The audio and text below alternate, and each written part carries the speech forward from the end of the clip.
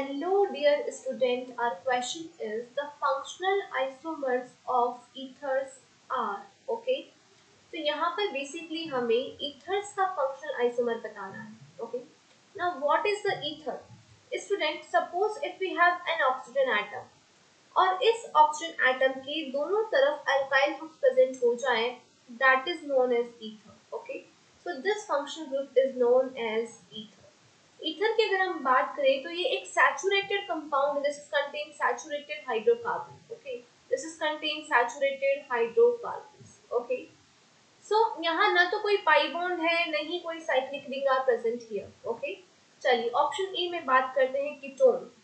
Student, basically ketone का functional group होता है C डबल बॉन्ड O और इसके दोनों अराउंड अल्काइल प्रेजेंट होते हैं. तो यहाँ आप देख सकते हैं it is contain one pi bond but it is not contain the one pi bond. तो बेसिकली क्या होगा, इसके अंदर जो हाइड्रोजन्स होंगे वो कम होंगे comparatively ether. Okay, option B में अगर हम बात करें, this is the aldehyde group C double bond OH.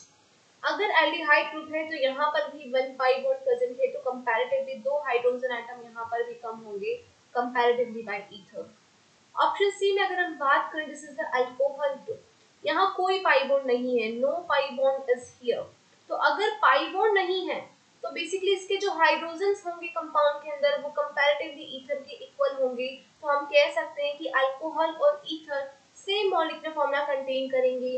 और अगर ये सेम मॉलिक्यूलर फॉर्मूला कंटेन करेंगे पर डिफरेंट स्ट्रक्चर्स का फॉर्मेशन कर सकते हैं, डिफरेंट फंक्शनल ग्रुप्स बना सकते हैं. एक ईथर होगा, एक अल्कोहल होगा, तो ये आपस में एक दूसरे के लिए फंक्शनल आइसोमर्स होंगे. So option C is the correct answer.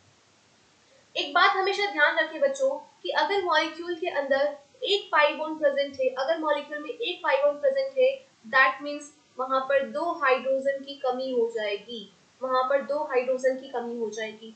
Ether में कोई पाई बॉन्ड नहीं था, लेकिन यहाँ पर एल्डिहाइड में, कीटोन में एक पाई बॉन्ड प्रेजेंट है. तो ईथर के कंपैरेटिवली वहां कीटोन और एल्डिहाइड में दो हाइड्रोजन्स की कमी होगी. तो मॉलिक्यूलर फॉर्मूला सेम नहीं होगा, और मॉलिक्यूलर फॉर्मूला सेम नहीं है तो वो एक दूसरे के लिए आइसोमर्स ही नहीं होंगे. बट अल्कोहल में कोई पाई बॉन्ड नहीं है, ईथर में भी कोई पाई बॉन्ड नहीं था, यहाँ पर भी नो पाई बॉन्ड, राइट. तो बेसिकली इनके अंदर हाइड्रोजन्स का अमाउंट इक्वल होगा. तो अगर इस सेम मॉलिक्यूलर फॉर्मूला कंटेन करते हैं तो डिफरेंट स्ट्रक्चर्स बना सकते हैं, दो टाइप के फंक्शनल ग्रुप बना सकते हैं, एक अल्कोहल और ईथर. तो ये एक दूसरे के फंक्शनल आइसोमर्स कहलाएंगे. Option D is ester. This is the molecular formula, this is the ester functional group. यहाँ पर भी आप देख सकते हैं एस्टर के अंदर वन पाई बॉन्ड प्रेजेंट है और साथ में टू ऑक्सीजन एटम भी प्रेजेंट है, राइट. ईथर के अंदर तो एक ही ऑक्सीजन एटम था, एस्टर में दो ऑक्सीजन एटम हो गए, तो इनका मॉलिक्यूलर फॉर्मूला सेम नहीं होगा, और मॉलिक्यूलर फॉर्मूला सेम नहीं होगा तो एक दूसरे के लिए फंक्शनल आइसोमर्स भी नहीं हो पाएंगे. So only option C is the correct answer. Thank you.